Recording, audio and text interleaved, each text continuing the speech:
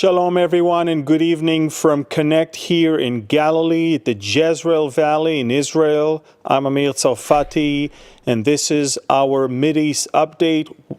A lot of stuff to talk about today, starting from the situation in Europe all the way through the vision of Netanyahu to Gaza, Lebanon, Syria, and the West Bank. And we're going to talk about much more, but not before we start with a prayer. So, Lord, we thank you so much that we can not just look into things with an earthly perspective, but more so with heavenly perspective, knowing that you control the times and the seasons, and that you want us to understand the times and the seasons. So now we ask that throughout this Mideast update, you will give us ears to hear and hearts to understand that which you have for us to know.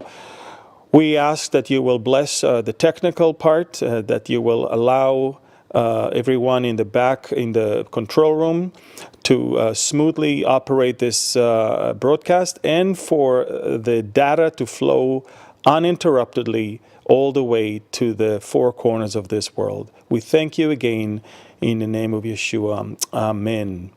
So shalom everyone and good evening. I'm Amir Tsarfati, and this is our Mideast update from Connect here in Galilee in Israel.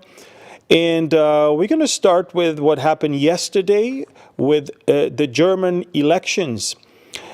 Something very big happened in Germany, something that we cannot say was not predictable, but the main ruling party in Germany lost a devastating and humiliating loss in the elections.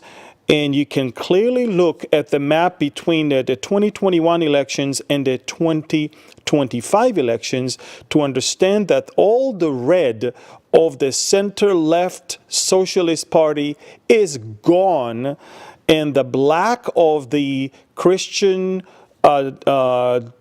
Democratic Union took over almost everything that the left used to be. However, pay attention to the blue, which is the Alternative für Deutschland, the alternative for Germany, which is known as more right-wing.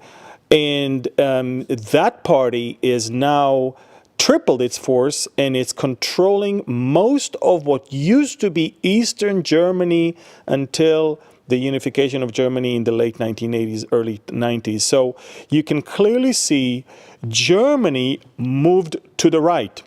The left is almost gone, and the problem is, just like in France, anyone that is far too right is being boycotted and is being painted as Nazi or racist. And so the right or the Christian Conservative Party is now seeking to have some sort of a unity government or a coalition with the party that just lost, with the left. So I'm not sure how it's going to work if you want major changes. Friedrich Merz is the chancellor designate, and he already came up with some very, very controversial remarks when it comes to the relationship between Germany and the United States. Friedrich Merz just said yesterday, hours after the election results were already declared, that he's seeking more independence from America, and even more so astonished the world, where he said that there might be a great need for an alternative for NATO, some sort of an independent European alliance without America as the main player in it. I mean, biblically, if you really think about it, I believe the Antichrist will rise from Western Europe, and all it needs is for the right moment for America to go down, so then Western Europe will rise as an alternative to rule and control, and this is where it's going to happen. So it's very interesting to see that. But how did we get to the point where Germany and Europe in a whole moved all the way to the right? I mean, everything is capsulated in one photo from last year, and take a look at it. This is from last year in Germany. where basically represents the whole picture of what's going on in that continent. What you're looking at is a policeman, German policeman, subdues a German protester that was attacked by a Muslim militant.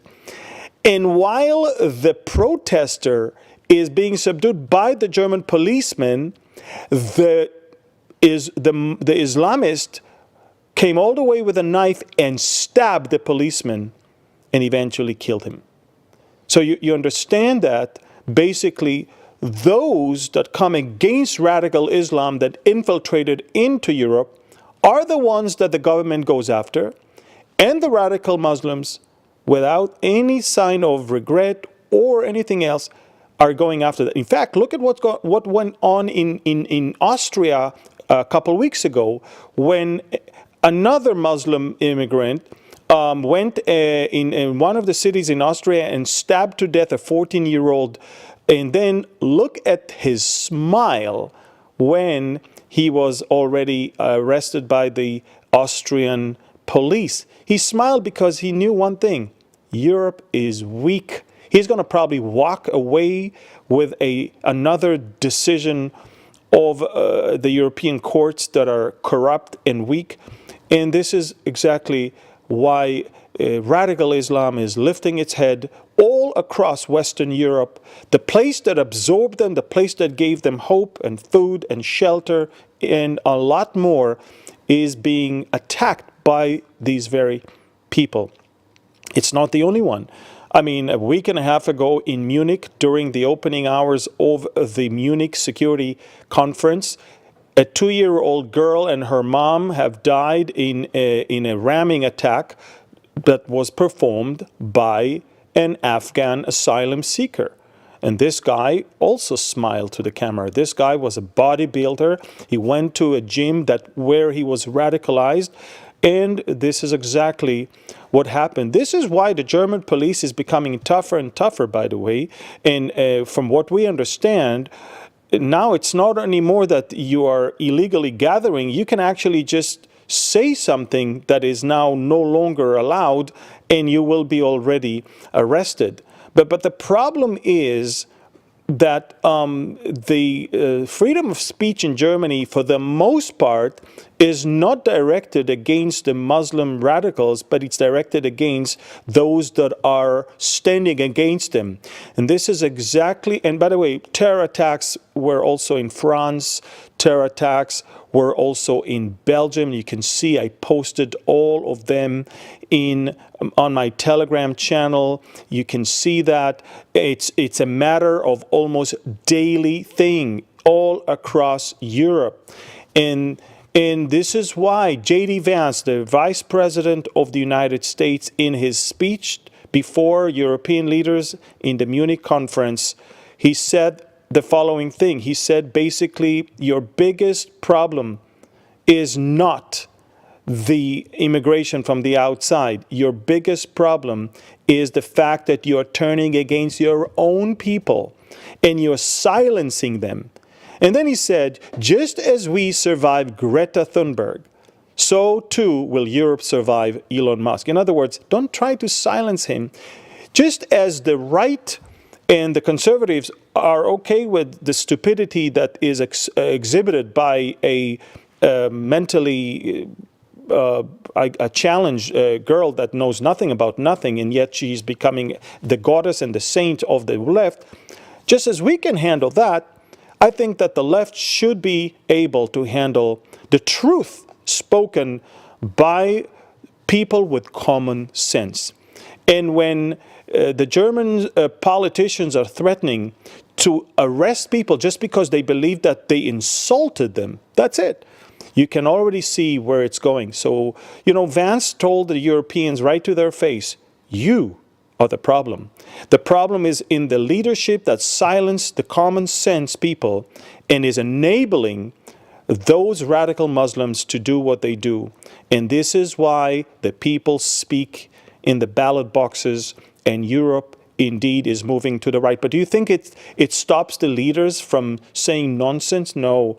It's not. And the more we go forward, the more right. And if Alternative for Deutschland is number 2 now with 20% versus 28% of the number 1, you're going to probably see in the next elections, it will become the first one. Now, again, I'm not praising one over another. I'm just saying it's definitely something that you should pay attention to. And Europe is going through a major changes, and the Europeans are angry because they feel like America is betraying them. Now, America is not betraying them. There's a new sheriff in town. There's a new president in the White House. And the way he sees things is completely different than the liberal progressive left, which controls Europe right now. And right now, the main problem that they have with America is its stance on Ukraine. President Trump decided to start igniting a process to bring about peace deal between Ukraine and Russia. Now, in a very skillful manner, he said, let me first talk to the Russians.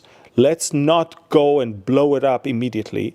Once I soften the blow, once I explain to the Russians how I think things should go, then we can add the Ukrainians to now say their demand, and then we can work on a deal. But the Europeans immediately are saying, how come we're not part of it? How come the Ukrainians are not part of it? Wait a minute. You will be part of something, but you cannot ignite it when both parties are so far off and there is zero trust between the two.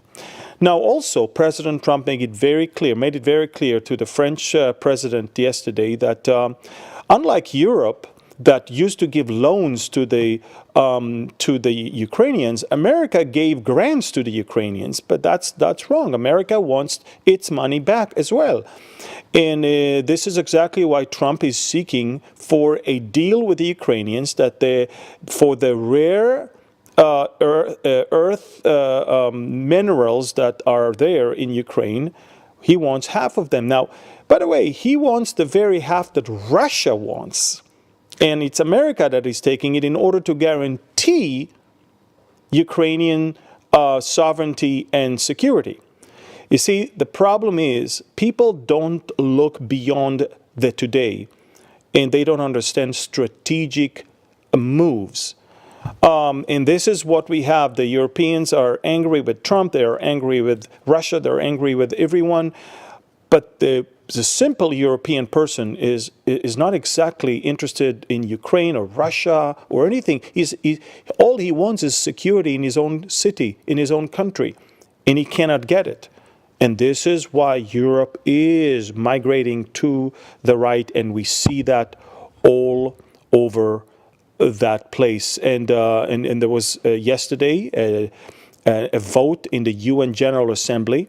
And the vote was just a symbolic vote, and the vote was about keeping or recognizing Ukrainian territorial borders. Now, believe it or not, but Israel, as well as Hungary, as well as the United States and Russia, voted all no for that. Now, this is very unlikely for America to vote no on something like that. But the reason America voted no for that is because America is now negotiating a deal that will definitely bring about peace based on a different set of borders. Now, whether it's justified or not, whether it's nice or not, it's not the question. The question is, how do we bring an end to a war that takes the lives of thousands every single day? And this is, by the way, the exact reason why Israel had to vote with America. Israel cannot expect American support in the UN and vote against America in the UN. So it's not like we voted against the Ukraine. We voted with the United States, as allies should do. And we do that in order to ignite that process that President Trump is talking about. And you need to understand, folks, the process is much bigger than Ukraine and Russia. The process is much bigger than Israel and Gaza. We are going to look into a completely new Middle East that is creating not an axis of evil controlled by Iran anymore, but actually broadening the Abraham Accord to the point that Trump is seeking to actually bring Syria and Lebanon also to be part of the moderate Sunni axis that will then get billions from Saudi Arabia and from America to reconstruct Lebanon and Syria. And in return, they will now abandon the Shiite axis of Iran and join the Abraham Accord. This is a revolutionary thing, because in exchange for this type of deal, he will demand Gaza to be evacuated and become an export-import city for the oil and the goods coming from Saudi Arabia to Europe and back. So what we're looking at right now is a much broader American move that is going to be ignited when Steve Witkoff, the special envoy of President Trump, is arriving tomorrow in our region. So, guys, I mean, we're talking about something much bigger than all of this. Now, let's talk about Gaza. You've all seen in the past week the shameful disgrace of returning bodies of young babies and children in a ceremony that was taken from the pits of hell, basically. I mean, a big stage with Netanyahu as a vampire that is drinking blood, the coffins of the Bibas babies and the wrong body of their mom, which wasn't there, by the way, and next to them, they put American missiles, and there was music in the backdrop. Now, I want you to understand, that's not the only thing. A couple days later, they also released living hostages, and they made sure that they will show one of them kissing the head of his captors. Now, what you don't know is they told him to do that while they filmed him. You see the guy filming, he told him to do that. Why? You know why? Let me tell you why. Because later on, immediately, they told everyone, look at how the Israeli hostages felt safe and thankful to those who tortured them and captured them. Do you understand? They told him, please, not please, I mean, right now, kiss his forehead, and then they turn it into a propaganda machine. Now, how do I know it happened? Because the minute it was handed over to the Israeli side, he said, guys, I was ordered to kiss that guy's forehead for their own propaganda machine. But that was not the cruelest thing they did that day. Apart from the shameful ceremony on stage, they also brought 2 other Israeli hostages that were not part of the deal. They put them in a van. They told them, you're about to be released. Then they opened the door of the van to see their friend being released and them not being released. And then they took them back to the tunnels. They tortured them in a way that was unimaginable. Both of them lost tons of weight. They looked terrible on camera. And they begged on camera to be released. All of that is a terror thing. Now, I'm going to say a few words about the Bibas children that we've obviously received their bodies and their mom. So as you can see, while I talk about them, you can clearly see how amazing children they were. This is a 9-month-old and a 2-year-old that were basically taken with their frightened mom, as you can clearly see, Ariel and Kfir Bibas. And I want you to know, folks, what these monsters did is unimaginable. They wanted to tell the world that the kids were basically killed by the Israeli airstrike. But little do they know that forensic examinations nowadays can clearly see exactly how a person died. We can tell you how a person died 10 years ago, how much more a year and a half ago. And from what we examined, both of them were killed a week after October 7th, and they were killed by their captors by being strangled with bare hands. They strangled them. And then in order to kind of cover up what they did, they took rocks. I don't think they left a single bone in those babies intact.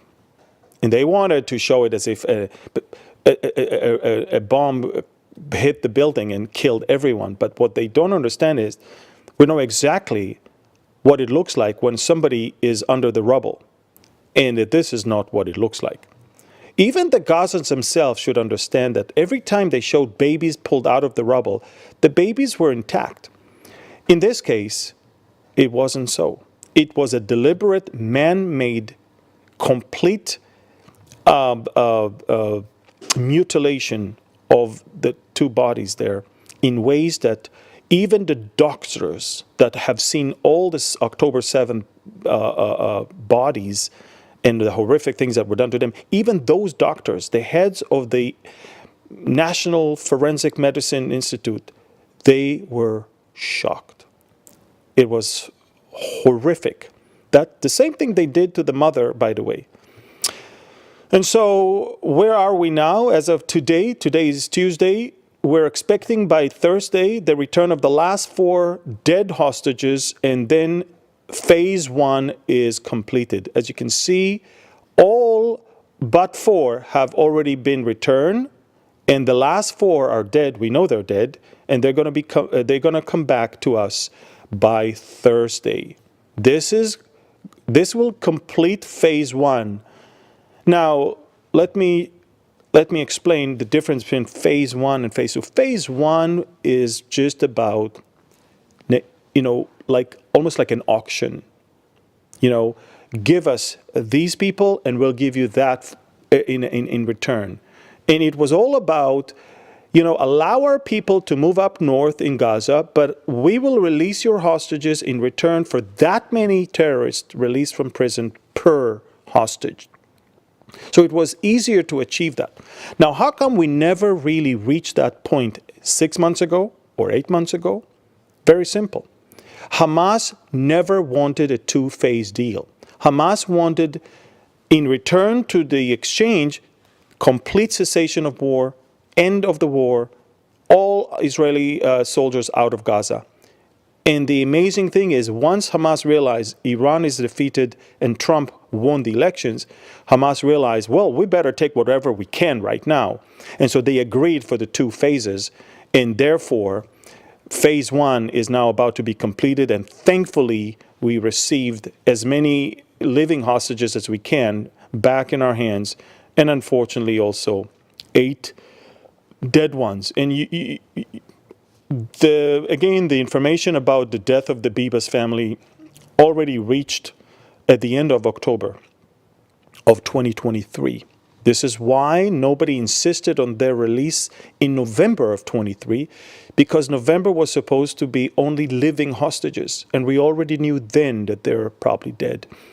And that's why they were also not included in the first release of this round, because we wanted to release first living hostages. That is why. Now, how many hostages are left for phase 2? 59 of them are left, as you can clearly see. And not all of them, 24 of them we know that they're alive. The rest of them are in black and white, as you can see here. We believe, based on information that we received, based on eyewitnesses, and based on forensic information that we have collected from places we've been to in Gaza, we believe that apart from the 24, the rest are all dead. And even the 24, we're no longer sure all 24 are alive. It might be so that a couple of them are already dead as well. So currently in Gaza, anything between 22 to 24 living hostages are still there. Now, why is it so hard to move to phase 2? Because Hamas wants the end of the war, the end of every Israeli presence in the entire Gaza Strip, but Hamas wants to stay in power. Hamas wants to stay with its weapon, and Hamas also wants international guarantees, namely UN, US, EU, Russian, Chinese guarantees that Israel will never resume war after that. In other words, if Israel decides after it gets all the hostages to resume the war, we are going to be sanctioned by the United Nations, by the US, by the EU, I'm not sure you understand, but this is nothing we can afford right now at this point. So Israel is basically saying it's never going to happen. All we talk about right now is that Hamas cannot stay in power. In fact, Steve Witkoff himself said on press that Hamas cannot physically stay in Gaza. He stated they physically have to leave. They cannot stay. He said the following thing: to bring an end to the war, Hamas will have to physically leave the Gaza Strip. That's an important thing, you understand. We're not going to allow them to stay, whether armed or disarmed. They have to leave. That is why Musa Abu Marzouk, one of the spokesmen and the leaders of Hamas, said to the New York Times yesterday or 2 days ago, if I'm not mistaken, he said, I wouldn't have backed October 7th if I had known outcome for Gaza. By the way, after he said that, immediately he was attacked by other Hamas people.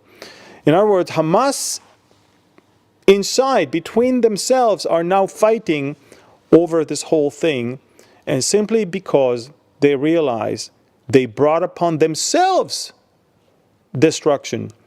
Just like Nasrallah thought that by helping Hamas, he is going to somehow advance his cause, little did he know that he brought upon himself death, misery, and destruction.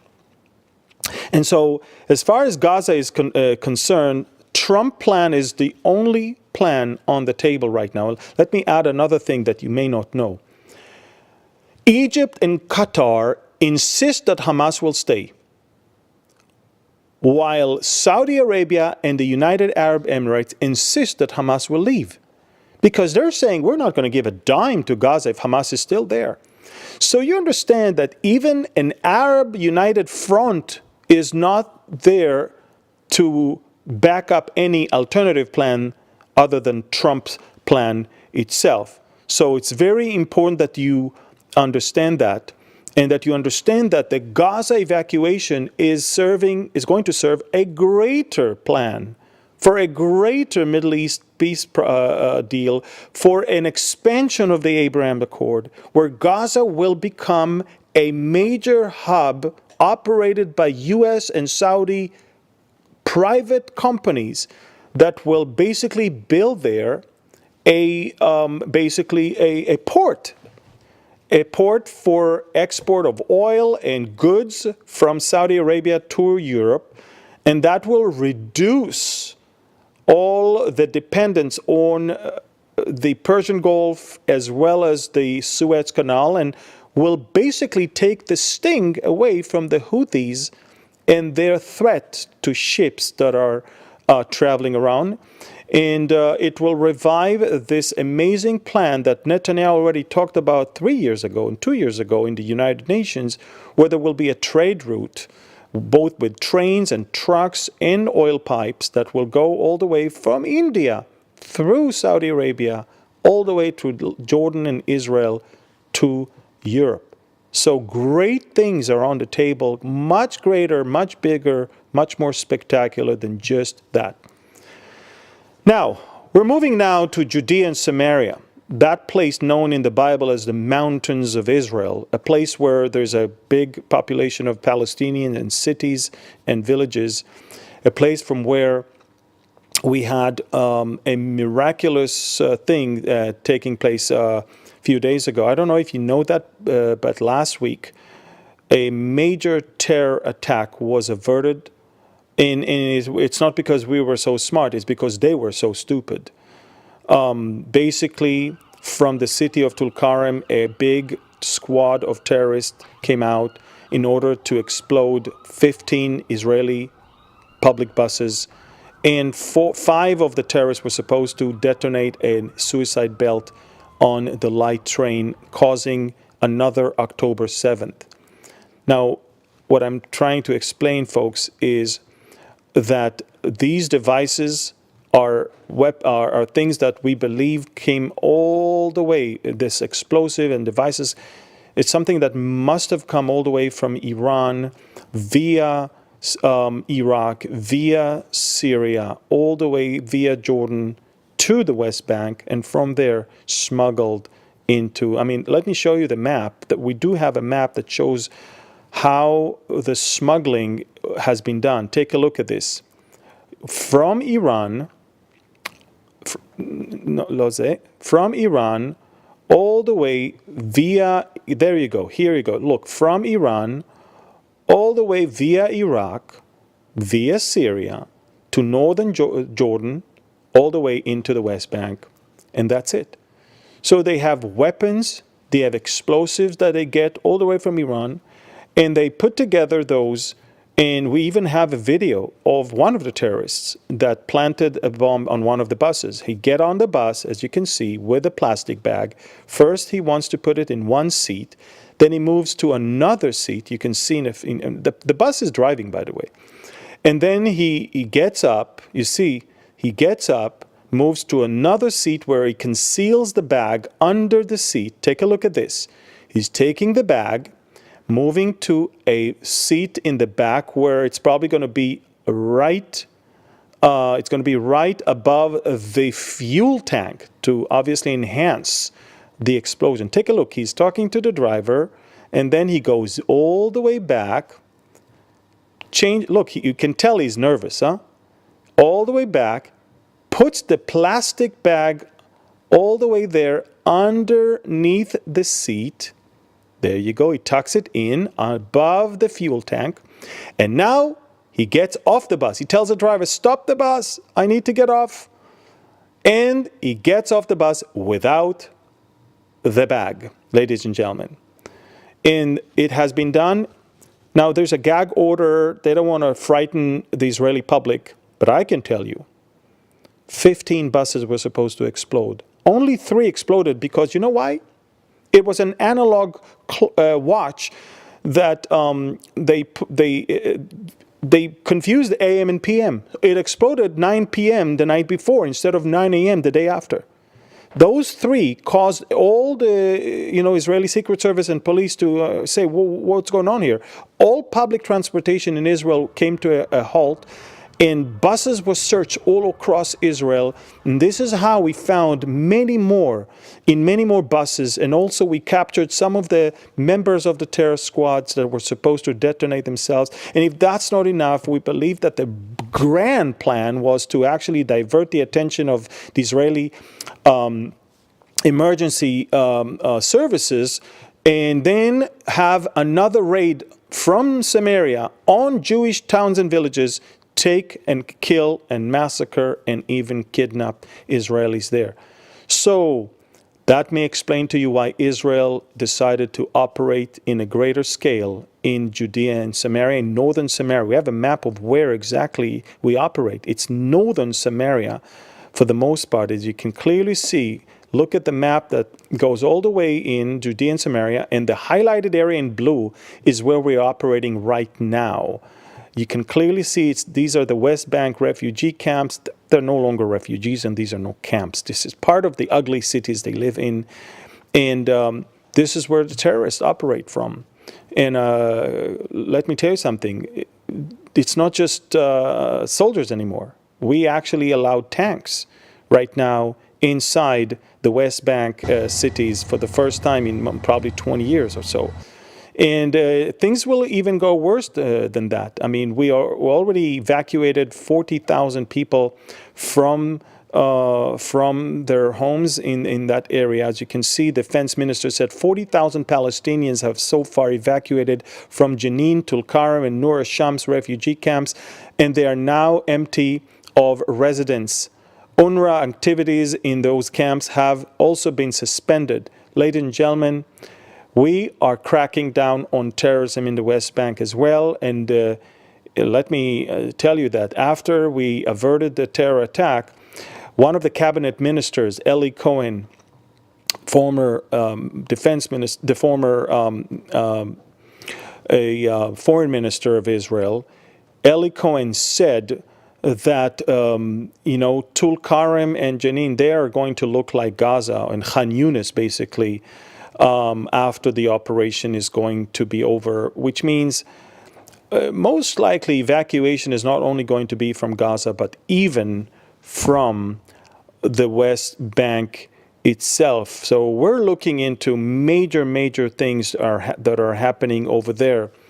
And if that's not enough, Netanyahu just declared that Israel, although pulled out of some of the areas in southern Lebanon, but we're still controlling 5 positions within southern Lebanon, and we will not leave those places. This is the map of where we control in southern Lebanon. And not only that we control them, we allow ourselves to continue and attack Lebanese or Hezbollah assets. So apart from those 5 positions, look how many assets, look how many assets we have attacked. And Nasrallah's funeral in the stadium of Kamil Shamoun, we received a visit from these same Israeli jets that killed Nasrallah 6 months ago in Beirut.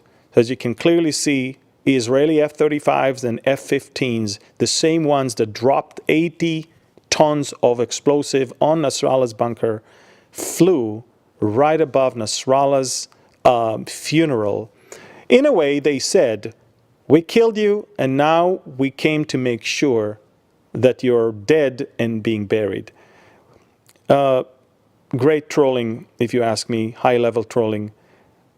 Israeli Air Force is literally dominating the skies of Beirut on the day of Nasrallah's funeral. Think about it, folks.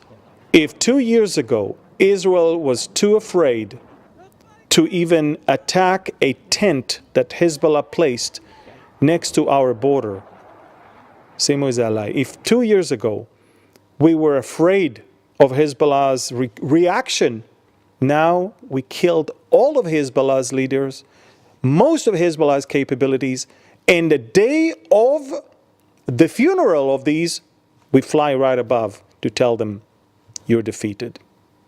Israeli tanks are even seen in southern Lebanon, and as we had some snow in the last couple days there, but we're still there. We're still there. And as far as Netanyahu is concerned, the cabinet is concerned, we're there to stay until the Lebanese army and the Lebanese government will implement Resolution 1701, which means no Hezbollah south of the Litani River. And it's not going to happen because Hezbollah lives there. So we're going to stay there for indefinite time. An hour ago, the head of the Israeli Mossad, Dedi Barnea, gave a speech. And in that speech, he said something quite phenomenal. He basically said, Netanyahu was right and Defense Minister Gallant, the ex-minister Gallant, lied to you. He said, the right timing to operate the pagers was when we did it. We should have not done that before. We had to have done that because that was the optimal time to do it. In fact, I posted it on Telegram, but I would love to read to you. He said, the Pagers operation is a clear example of the realization of our mission and expresses familiarity with the enemy. The operation expresses the turning point in the war in the north and the 10 days in which the tide turned against our enemy. And that the first shipment to Lebanon containing only 500 pagers arrived a few weeks before the October 7 massacre. And during the war, we shipped much more. The activation of both operations, the pagers and the walkie-talkies, at the beginning of the war would not have resulted in the powerful achievement that we achieved at the time of its activation. At the time that the pager operation was activated, 10 times more pagers were detonated than we had at the beginning of the war, and twice as many walkie-talkies were detonated. And then he said something phenomenal. He said, the amount of explosives in all radios and pagers combined did not exceed the amount of explosive found even in one standard landmine. Do you understand? Less than explosive in one landmine managed to turn the tides, shift the tides, and destroy Hezbollah or mark the beginning of the destruction of Hezbollah, which is quite an amazing thing. Let's move to Syria right now. Netanyahu's vision for Syria was detailed in a speech that he gave yesterday at the ceremony or graduation ceremony of new Israeli IDF officers. Basically, Netanyahu declared that all of southern Syria must be demilitarized, and the HTC, Tahrir al-Sham, the Hayat Tahrir al-Sham, the former terrorist organization that is now becoming the ruling power in Syria, cannot have armed presence south of Damascus. So Israel is building 7 to 9 different positions in the buffer zone. In other words, Israel is building new positions. And if that's not enough, folks, Israel or Netanyahu, that's the area where we said it should be clear of any military presence. And look at the clusters in the north and in the south. These are the Druze. And Netanyahu said the Druze should be protected and should not be attacked. We want to make sure it happens. And immediately after Netanyahu said that, Druze from that region came up and made that video. Take a look at this one. نحن مجموعة قوات النبي شعيب نعلن انضمامنا لصفوف المجلس العسكري في السويداء وجاهزين لتنفيذ أي مهمة لحماية أرضنا وعرضنا من أي خطر نتعرض له والله ولي التوفيق. That's, by the way, that's the Druze flag. The Druze is a small minority. In Israel, we have 100,000 of them. We have them in the Golan, in Upper Galilee, and on Mount Carmel. Wonderful people. And in Syria, there are Druze. In Lebanon, there are Druze. They're very loyal to the governments that they live under. But in this case, the Sunnis that took over from the Shiites, they're not friends of the Druze. And the Druze seek an opportunity right now to have their own security in their own hands and guaranteeing, or at least, relying on Israel to make sure that nobody will attack them.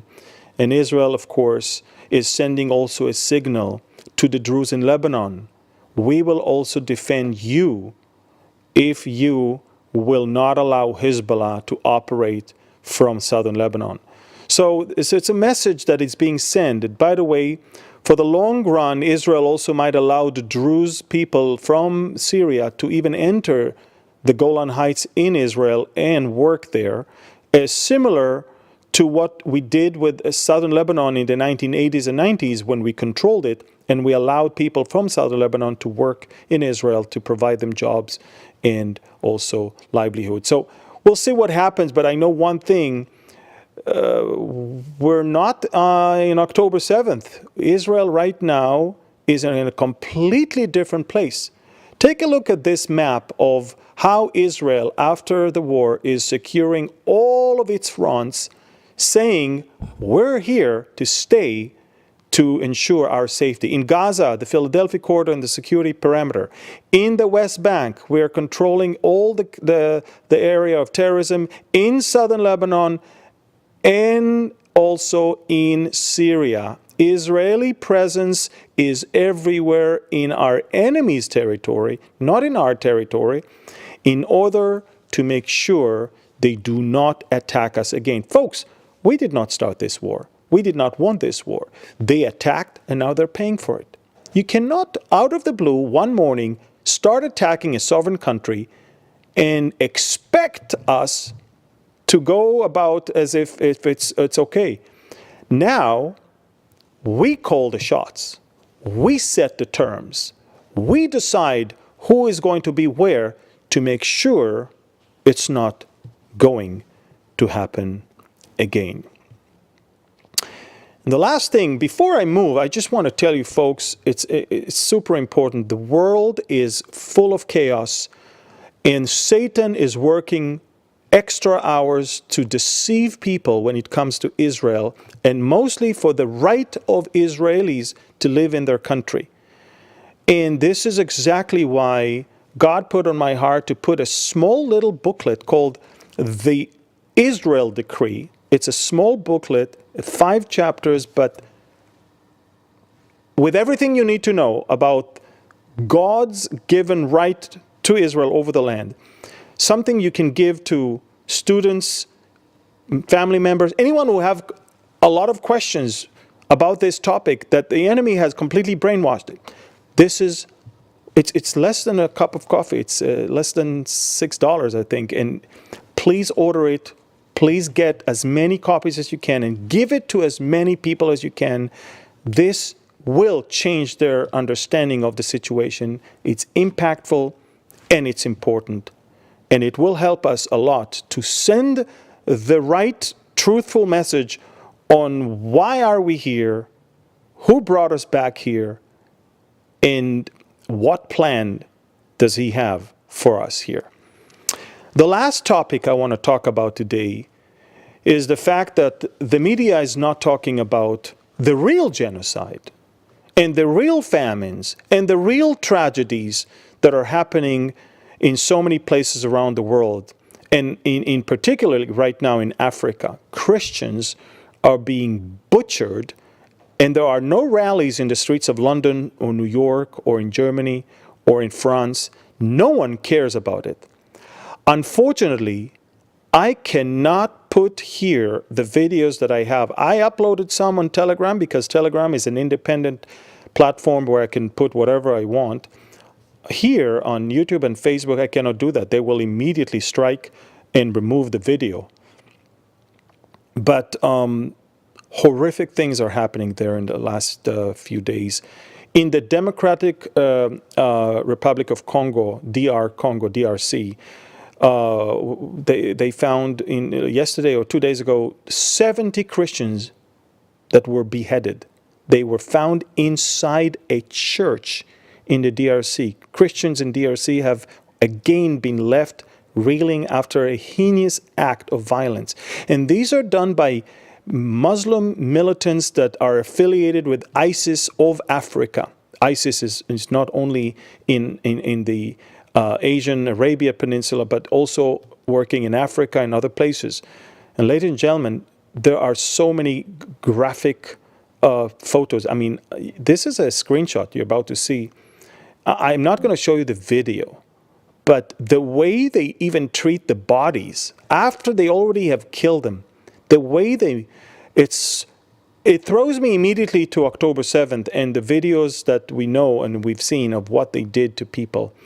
And it's tragic. And this is not the only thing. Look, it's going on. It's been like that for years now, and nobody talks about it.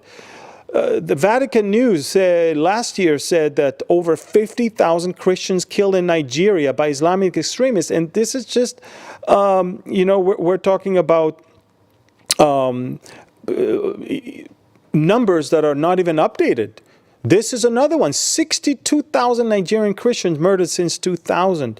By the way, there's more that are killed in Malaysia and Indonesia, and there are other places all around the world. I will even give you a shocking statement that in the 20th century, more Christians were massacred than in the 20 centuries combined before. And the 21st century doesn't look that promising at all. And those fake nation, the Palestinians, they took all the spotlight with their fake genocide and their fake famine. I mean, you can see all the videos that are coming out of Gaza right now are showing people that are well-fed, that are happy, that are smiling. Not a single memorial service held to anyone who died. And that's not they have print houses that are working hard time to make banners and flags and stages and speakers and music. They have food bloggers that are already sending videos out of food bloggers. Schools resume study. Guys, they fooled you. They fooled all of us. I mean, I never bought it, but the world did. And there's still useful idiots marching in the streets of Stockholm, Sweden, in Oslo, Norway, in Amsterdam, as well as in Berlin and other places, chanting for people that fool the world. And you see, the biggest tragedy is not that they fool the world, but they took the attention from the places where there is a real genocide and there is a real famine. And that's the tragic thing. These Christians in Africa and in Asia, they should be the first ones to come and say to the Palestinians, not only that you faked all of these things, but look what you did. No one is there to help us because you're the darling of the media, the darling of the international community. You get all the money and all the food and all the attention, while where there's a real famine and real genocide, no one even talks about it. And that's the tragic thing. I want also to conclude with giving you an update on the ministry. A lot of people are asking me, where are you going to speak? How do we know where you speak? It's very simple. beholdisrael.org. This is where you can go on the web.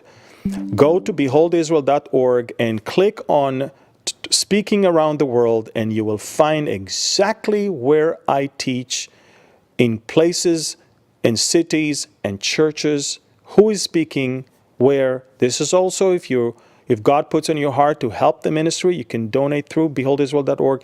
But this is where you can also find out about our tours, about our speaking engagements, about our upcoming programs.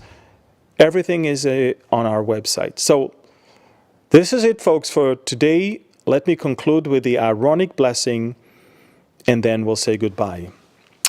יברכך אדוני וישמרך, יאר אדוני פניו אליך ויחונך, יישא אדוני פניו אליך, וישם לך shalom. The Lord bless you and keep you. The Lord make his face shine upon you and be gracious to you. The Lord lift up his countenance toward you and give you his shalom, his peace. It's the peace that surpasses all understanding. It can only come from the Prince of Peace. He's also the Lord of Peace, who can give you peace here and everywhere else, now and forever. And his name is Yeshua, and in his name we pray. Amen. Thank you. Please share with as many as you can. God bless you, and shalom from Galilee.